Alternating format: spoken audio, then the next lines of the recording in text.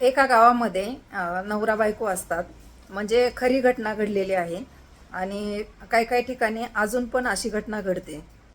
तर त्या दोघांचा संसार एकदम छानपैकी चाललेला होता. म्हणजे म्हणतात ना, नजर लागेल असा त्यांचा संसार चाललेला होता.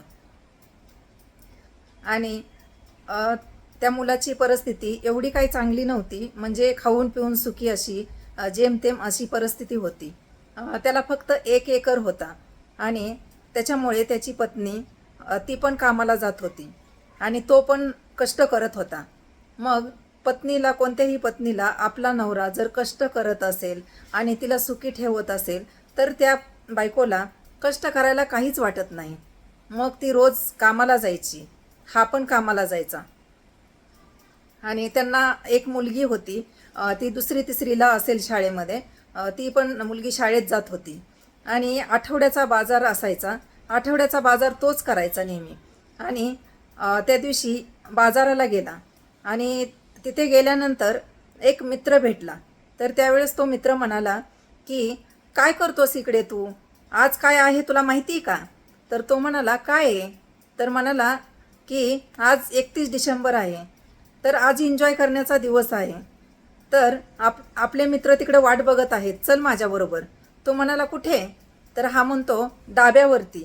तर तो म्हणतो, मी त्या गोष्टीपासून लांब आहे आणि माझ्या चांगल्या आयुष्यामध्ये कशाला विष घालवतोस, असं तो मित्राला म्हणतो.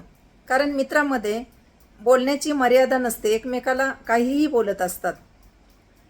मग तो मित्र म्हणाला, अरे कसलं आलं विष अन बिष, चल माझ्याबरोबर, एक दिवस आल्याने काय फरक पडतोय?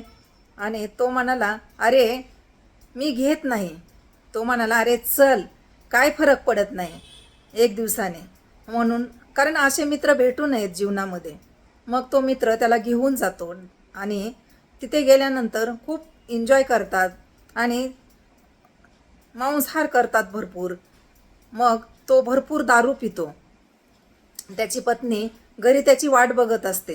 ती मुलगी बाबांची वाट बघत असते. ती आईला म्हणते, आई बाबा कसे आले नाहीत ग अजून? कारण आठवड्यातून एक दिवस बाजार असल्यामुळे ते लेकरू खाऊ खाण्याची इच्छा करतं. कारण गरीब परिस्थिती असल्यामुळे आठवड्यातून एकच दिवस खाऊ असतो. अशी परिस्थिती कोणाच्या वाट्याला येऊ नये.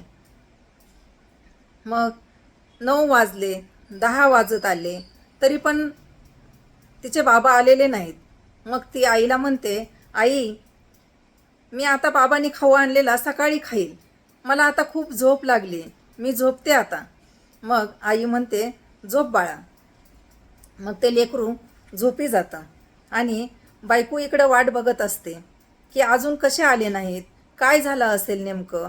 कारण 12-13 वर्ष झाले लग्नाला, पण अशी उशिरा कधीच आले नाहीत. म्हणून ती विचार करत असते.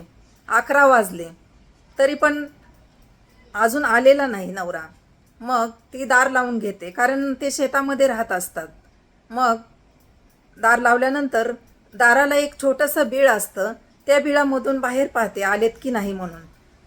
मग त्यावेळेस पण आलेले दिसले नाहीत. मग तिच्या मनात नाही ते विचार यायला लागतात, खूप शंका येतात, का उशीर केला असेल असं ती विचार करत असते. मग तेवढ्यात बाहेरून आवाज येतो, ए दार उघड.